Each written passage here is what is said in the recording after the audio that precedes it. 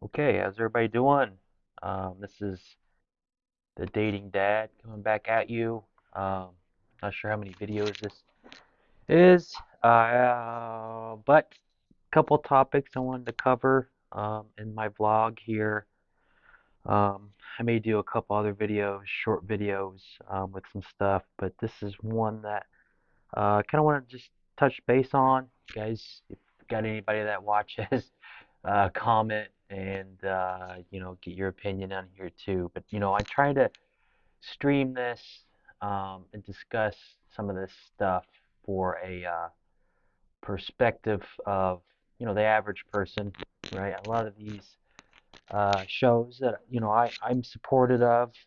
I support some of the most generally the content that's out there. If you're talking about like Fresh and Fit and The Rational Male and um, Richard Cooper stuff, things like that, right? So a lot of it's kind of deviated off of an average guy perspective, and you're talking about high level, the 1%, 4%, 10% type of men, which obviously we all want to try to strive to be. But I know on the one of the Fresh and Fit videos I was watching on, how to pick up chicks one on one, a lot of the stuff they said is very accurate, but they had um, Casey that was on there, and he talked about getting a whale per se, and it's most people that I'm trying to relate to are not going to be in Colombia or overseas, or if they are, they're doing other things besides just trying to pick up chicks. So it's not practical or talk about. You're not going to find some rich guy that's going to bring you in, and you have a social media following. You try to get girls and schedule up a party and do things like that. It's just unfeasible. I think a lot of the stuff they say in that video is accurate. Where you want a social circle, your social medias, your dating apps, right? Instagram. I mean, my Instagram per se does a pretty good job representing of what I like to typically do. Has a lot of photos of me and my daughter on there, so I'm sure that may deter people from deter women from my profile maybe a little bit. I try to minimize the posting as I can. I've talked about just getting off there as you know a little bit here and there. Taking a break from social media is never a bad thing. I don't Snapchat as often as I do. I don't do stories or reels like I was. And the reason for that is because I've been doing it for a year, a little longer, and it just hasn't picked up any steam, right? It's like, okay, who's really liking my videos? Who's adding me as a follower, right? For an average guy, you're not going to pick up that many. You're not a good-looking chick, but you should strive, still post. If you're doing something fun or entertaining or active or exciting, right? Post that but don't go overboard. I think you can go too much too, and it kind of deters some of the other women. So, if the comments about finding that high profile rich person overseas, right, to coordinate a party or an event or anything like that, is just out of, you know, your typical, you know, Johnny that works at the HVAC, company. So, I just want to kind of comment to that. The other thing too is some of the other shows where they bring on some of these women. I think Rollo's doing something with Michael Strahan that's a little bit high level. Uh, I don't want to say classier, but different than what Fresh and Fit's doing, but still a red meat show, right? But it has good value into that. But they're bringing on some chicks that he's even made some comments that are not they're not they're what kind of women do you want me to bring on?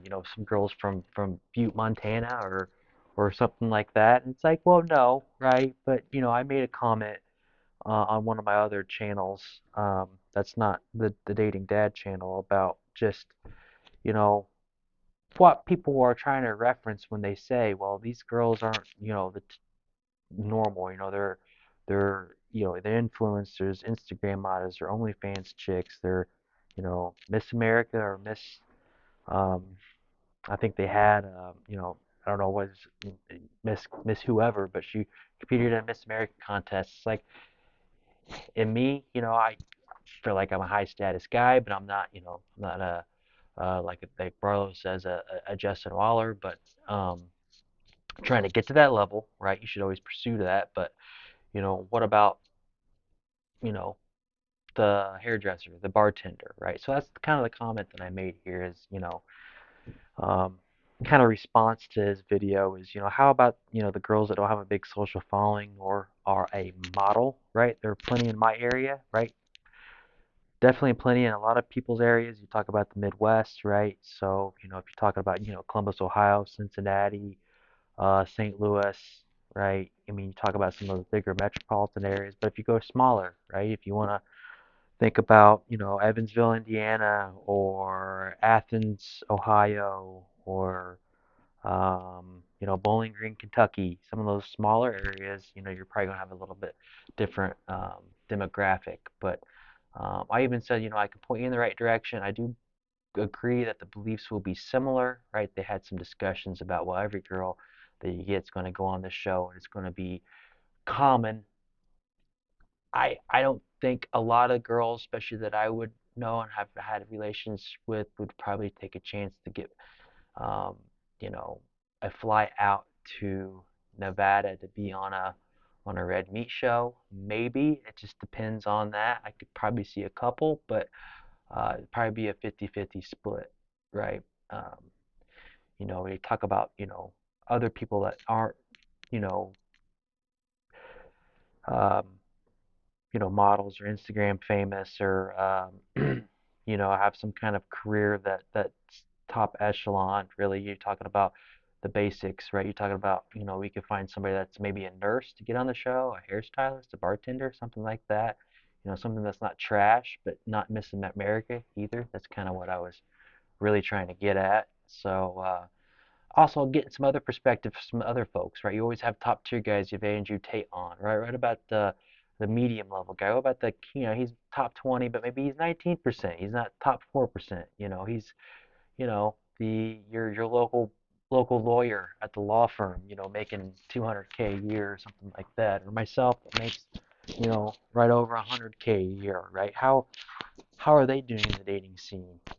Being the typical person that has, your average Facebook, Instagram, Snapchat following, your career. Maybe he's recently divorced or um, have a kid, right? So, and I put in my comment, easy to hear from influenced and millionaire business owners, but try talking to, and I say Randy, your local business owner who's 35, single, and with a kid, and recovering from a divorce, right? So I kind of went through the ringer with my divorce. It's one of the reasons why I kind of came down this path, and it's definitely gave me a lot of insight. Um, I think the dating culture in general um, is ripe for the picking. Trust me, but um, some of these examples I don't think are really your typical average example, right? You're talking to, the small outlier sets, right? So, with the bell curve model, right? You're talking about the two different sides of the outliers, right? You get your low bottom percent, which for me, if anybody's been down to the freaking local Walmart, like Aaron Clary would say, it's like a freaking leprechaun when you down there. So, most people are overweight and fat, but what about the fit dude, you know, has a normal job, normal career, trying to better himself, has a house, job, not a lot of debt. How's he doing? Right? I get it, right, that the millionaire, the influencer, um, that perspective is fun to hear and it gets a lot of click through rate, but I think you get a lot of click through rate too and a lot of notion if you had, you know, Randy from the local business owner that's, doing well in the community or, obviously if you're a business owner within the community, you probably have a lot more status or influence. I think that's a big key too. So that's definitely what hurts me in my area. Not being from here, I don't know a whole lot of people and just trying to get out there to build some rapport and some status that definitely help, you know. It's a big boating community. I don't have a boat, but if I had a boat, I'm sure things would be a lot different. A couple Instagram stories and some photos of me shirtless on the boat, I'm sure it would get me a lot more hits. You got to play the game, but to put yourself in that position is where the work needs to be done. But it'd be nice to hear some other insights as well, and then the top echelon of folks, right? So that's just kind of my 2 cents. I think some of these people want to be for the average man, but it doesn't always work out that way, and they kind of deviate from that narrative. Just like, Casey talking about, going out and finding the well, and then, getting some, 12 girls and 5 guys to be able to come over, and they set up the party, and he brings the crew, right? Um, you just ain't going to get that with normal people. When they hear that, it's like, oh, that sounds like a great idea, but it doesn't pan out because they don't have that influence, right? It's different. So that's kind of my 2 cents. I think a couple of the videos I may talk about here is just kind of journaling some of my other dating experiences here of late, and maybe talking about what would be some things that I would tell myself at 23.